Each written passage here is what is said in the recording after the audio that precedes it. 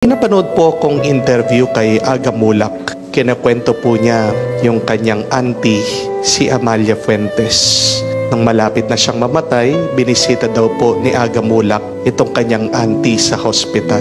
At pagkatapos po niyang pinuntahan, pagkalabas po niya sa kwarto, may na-realize at naisip si Aga Mulak. Naawa siya sa auntie niya, si Amalia Fuentes. Kasi ibang-iba daw po yung itsura niya.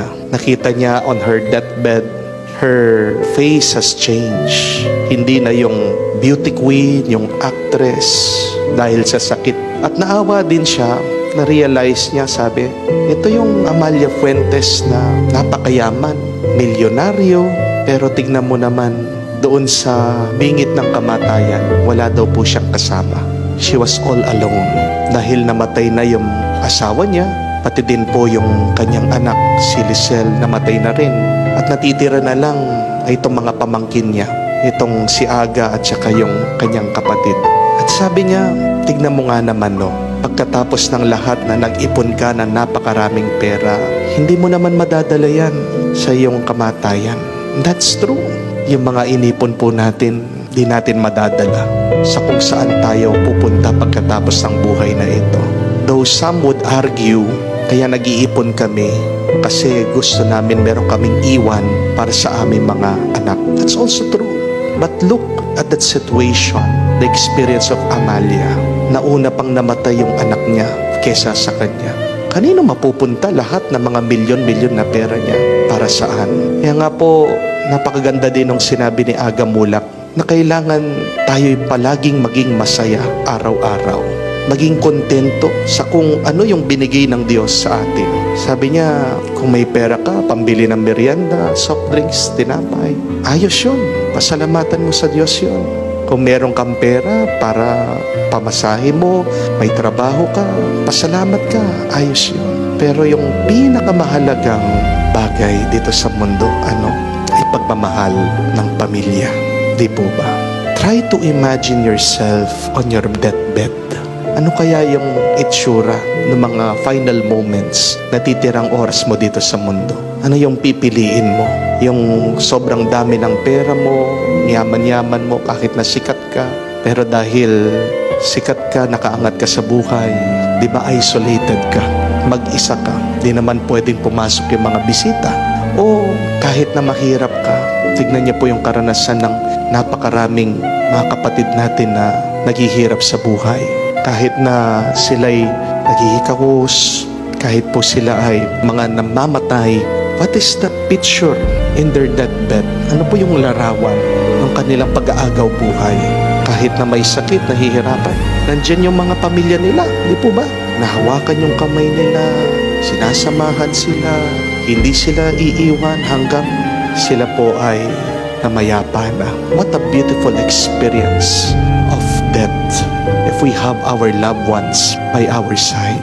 At hindi po ba yan din ang pinapaalala ng Diyos sa atin dito sa kanyang kwento ng tao na nagpakayaman, nag-ipon, ang dami-dami po niyang ani, nagpaplano pa siya na gumawa ng isa pang mas malaking bodega para mas marami siyang maipon. Pero nung sabi ng Diyos, aanuhin mo lahat ng ipon mong yan, mamamatay ka ngayon at mamamatay siyang mag-isa.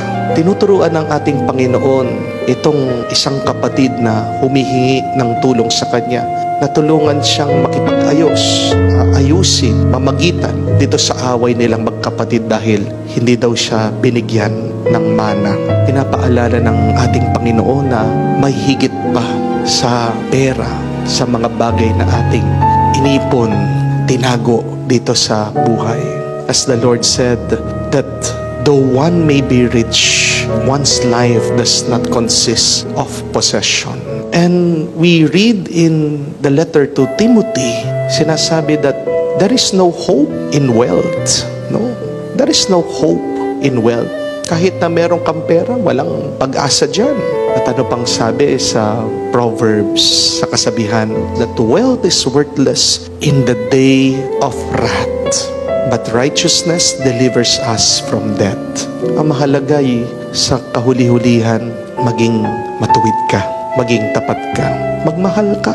Dahil dyan po tayo huhusgahan ng Diyos pag natapos na ang ating buhay ngayon. Yes, money could buy us pleasures, comfort in life. But remember that money and wealth could never buy us in heaven. Hindi natin mabibili ang langit.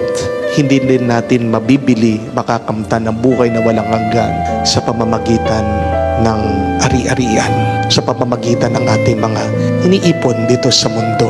Be content, yes, but learn to strike a balance on making your life beautiful and good.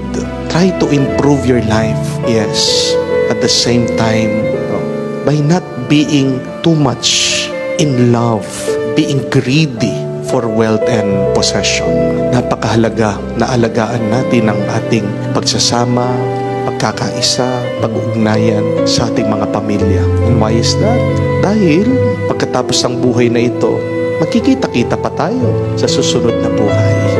Kung ginalit mo yung kapatid, paano pa kayo magkikita sa susunod na buhay, sa buhay na walang hanggan, sa langit? Ano ang magiging relasyon nyo, ugnayan nyo sa langit kung dito pa lang sa mundo ay meron na kayong sakit ng loob sa bawat isa? It is important, yes, to take care of the things that God has given us, these blessings. It is also important to grow in wealth, but do not forget to also grow in love. Do not forget to grow in spirit. Do not forget to grow in holiness. Amen? Napakaganda po ng isang kwento. I don't know if you have heard about it. The story of these two siblings, magkapatid na magsasaka. Ito pong kuya ay hindi nakapag-asawa. Habang si bunso nakapag-asawa, merong pamilya. At sila pong dalawa ay nagtatrabaho sa bukid. Pero pag sila ay umaani, iniisip nila yung bawat isa pa rin. Sabi po nitong kuya, wala naman akong pamilya. Itong aking kapatid, may asawa, may anak. Kaya nga po, paggabi, pag natutulog na sila, secretly, palihim, kukuha po siya ng isang sako ng bigas at dadalhin niya doon sa bahay ng kanyang kapatid. Ibibigay niya. Ito naman pong bunso, naisip niya, kawawa naman si kuya, walang pamilya, mag-isa lang siya.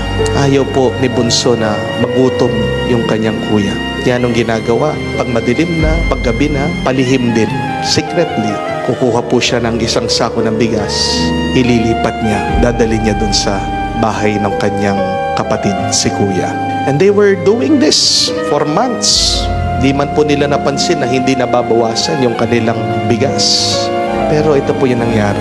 One time, while secretly bringing the rice to each other's house, alam niyo po nangyari? Nagkita daw sila sa kadiliman.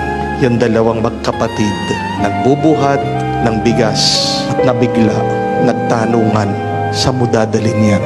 At doon po, pinagtapat ng bawat isa na palihim, nagbibigayan pala sila. Hindi nila alam, nagtutulungan sila. At alam niyo po kung paano natapos yung kwento. Napakaganda. Doon daw sa lugar kung saan sila nagkita, nagpatayo sila ng simbahan. They established, they built, they erected a church. What a beautiful ending. Why? Because what is a church? It is a meeting of people who want to love not only God, but it is a meeting place of people who want to express, to share, and to show their love for one another. Mga kapatid, pag minamahal po natin ang ating mga pamilya, ang ating mga kapatid, ang ating mga kamag-anak, hindi lang po buhay ang Diyos, buhay ang simbahan. Napakaganda, hindi po ba? Pag sa pamilya, kayo magkakamag-anak ay nagmamahalan. And how do you show your love for your family, for your siblings, for your relatives? By giving, by giving. Magbigay ka nun sa kaya mo. Magbigay ka kung kailangan nila. Magtulungan kayo. In the end, what is the most important thing? It is not how much we have saved, but how much we save others. Hindi yan tungkol sa kung magkano, ilan ang iyong naipon, pero kung papaano ka tumulong at nagmahal sa iba.